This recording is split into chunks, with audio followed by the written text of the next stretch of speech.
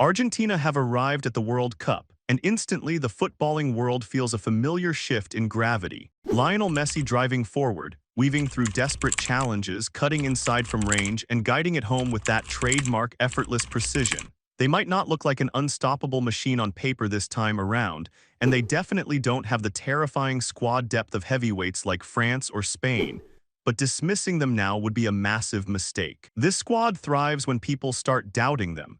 Think back to Qatar, when Messi achieved the absolute unthinkable, completely conquering football by carrying Argentina to that emotional World Cup glory, their first since Maradona's legendary 1986 run. Messi secured the one crown that had run away from him for nearly 2 decades. For everyone outside of the Ronaldo fanbase, it felt like ultimate sporting justice. For the nation, it was pure destiny. And for Messi himself, it was the ultimate final chapter to a career that we will probably never see matched again. It was a flawless month of football, 7 goals in 7 matches, scoring twice in that breathless, heart-stopping final alongside 3 historic assists. Taking home the golden ball as the tournament's best player wasn't even a debate. He wasn't just leading the line for the Albiceleste, he was the literal heartbeat and emotional anchor of the entire country.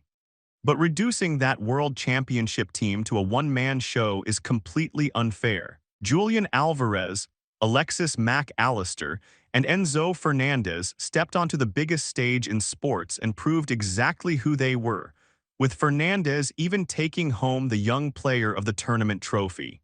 Behind them, Nicolas Otamendi rolled back the years to anchor a brutal defensive line, while Emiliano Martinez became an instant icon with his clutch penalty saves and masterclass psychological mind games. Even the guys who struggled to find consistent form, like Angel Di Maria and Lautaro Martinez, left absolutely everything on the pitch and stepped up in the moments that mattered most. Something completely changed after that shocking opening loss to Saudi Arabia. The mentality shifted, the bond grew unbreakable, and Argentina didn't falter for the rest of the tournament. No other country possessed that level of collective brotherhood. With 2 Copa Americas and a World Cup under their belt in just 5 years, they have firmly reminded everyone that they rule the football world. Now they are hunting down consecutive World Cup trophies, a legacy-defining feat that only 2 nations in history have ever pulled off. If you are loving the deep dive so far, do us a huge favor and hit that subscribe button. Your support is what keeps us going and allows us to keep dropping the videos you love. On the surface, Argentina's road through the grueling CONMEBOL qualifiers looked like a total breeze. They locked up the top spot in the table, finishing a comfortable 9 points ahead of a tough Ecuador side. They went into hostile territory and beat their bitter rivals Brazil both at home and away, while setting the standard as the most lethal attack on the continent, with Messi finishing as the top scorer in qualifying with 8 goals, which is wild considering it's the first time he's topped that specific chart in his career. It looked like total world dominance, but you have to look at the actual context. The rest of the South American powerhouses were deep in transition, with traditional giants like Uruguay and Brazil looking uncharacteristically vulnerable and stumbling into 4th and 5th place. There were massive red flags for Lionel Scaloni's side along the way, specifically those tough defeats against Uruguay and Paraguay, and a completely flat draw against Colombia on home soil. Right in the middle of those qualifiers, they managed to defend their Copa America title. But even during that trophy run, the general consensus was that Argentina never actually hit their top gear. They were grinding out ugly results without looking convincing, a worrying trend that has followed them right into the preparation for this World Cup. Their very first warm-up game in October resulted in a sluggish 1-0 win over Venezuela, with Messi missing from the squad. Since that match, legitimate high-level tests have been almost impossible to come by. After wrapping up their schedule with an easy 6-0 win against Puerto Rico and a standard 2-0 victory over Angola, Argentina scrambled to put together 2 friendlies against Mauritania and Zambia. Let's be real, these are lower-tier opponents that aren't going to show us where Argentina actually stands. While Zambia was easily dispatched 5-0, Mauritania, sitting at 115th in the world rankings, pushed Argentina to the absolute limit in a tight 2-1 game. actually recording more shots on goal and playing with a hyper-aggressive physical intensity. Of course, games against low-ranked opposition rarely put a top team in actual danger. For those players, just sharing a pitch with Messi is a historic occasion. So it makes sense that Argentina's intensity naturally dropped during these matches. But Scaloni wasn't offering any excuses, and neither was Emi Martinez, who openly called it one of the worst performances they've put together in years. There was a telling moment where Dibu Martinez, a keeper who never hides his real thoughts, let the public see the frustration brewing inside the camp. After that friendly stretch, when asked about the team's preparation, he bluntly questioned how they were supposed to measure their actual progress and readiness for a World Cup when their only tests were against Mauritania and Zambia.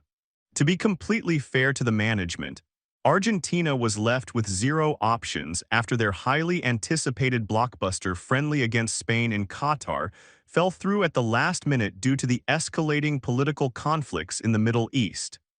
By the time that match was cancelled, every other elite European nation had completely locked in their pre-tournament schedules. And while there were talks to move the Spain fixture to the Santiago Bernabéu, Argentina backed away, knowing they would be walking into a heavily hostile pro-Spanish atmosphere right before a major tournament. So how dangerous is this Argentina squad right now? The truth is, nobody actually knows, and that is exactly how they want it. This is a group that loves keeping their cards hidden until the tournament kicks off, completely comfortable letting external doubts grow while opponents try to guess their true tactical levels. Then, when the pressure is at its highest, they strike. The deep familiarity within this core group has built a genuine brotherhood, forged through massive international battles and trophies over the last half-decade. Yet that exact same reliance on an aging group of veterans is causing the biggest panic heading into this campaign. 9 players out of the 26-man roster have already crossed the age of 30, including multiple locked-in starters.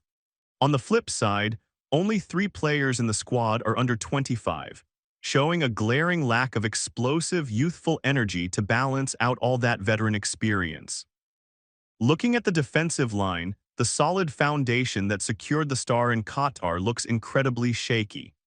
Otamendi is now 38 years old, making him a prime target for quick, counterattacking forwards. At the same time, Christian Romero is coming off a chaotic, inconsistent season with Tottenham, while Lisandro Martinez is rushing back after spending a massive chunk of the year on the training table recovering from injury. While Nahuel Molina is still a reliable piece at right back, the 2 fullbacks who literally started the 2022 World Cup final, Nicolas Tagliafico and Gonzalo Montiel, have been completely derailed by constant fitness issues. Even Emi Martinez, the ultimate security blanket, has looked human this year, letting uncharacteristic errors slip into his club performances for Aston Villa. The midfield engine room has lost a noticeable amount of its physical bite as well. Rodrigo de Paul, the team's premier enforcer who now moonlights as Messi's personal bodyguard over at Inter Miami, isn't covering the same amount of ground now that he's 31. Meanwhile, Enzo Fernandez, Leandro Paredes, and Alexis Mac Allister have all suffered through highly turbulent up-and-down club seasons in Europe. But the moment these guys put on that iconic blue and white stripe, something mental changes, and every single midfielder and defender transforms into an absolute warrior on the pitch. Up front, everything still revolves around Lionel Messi, who at 38 years old just became the oldest player in the history of the game to bag a hat trick at the World Cup. The terrifying question remains, when Messi needs a break, who is actually going to step up and carry the burden? Julian Alvarez looks like he's hitting his absolute peak at Atletico Madrid, showing he can play wide, central, or right behind the main striker. Lautaro Martinez is coming off another incredibly clinical trophy-winning season as the top dog for Inter Milan in Serie A. Then you have the absolute wild cards in the squad, the high-energy Atletico duo of Giuliano Simone and Thiago Almada. In Nico Paz, the breakout superstar lighting things up at Como, Argentina might have actually found the natural, creative heir to the throne. He loves drifting inside from the right wing, linking up play with incredible football IQ, and he possesses that distinct Messi-like vision when it comes to breaking down defenses or striking a dead ball. The raw talent is undeniable, but now he has to prove he can deliver under the lights when the entire world is watching.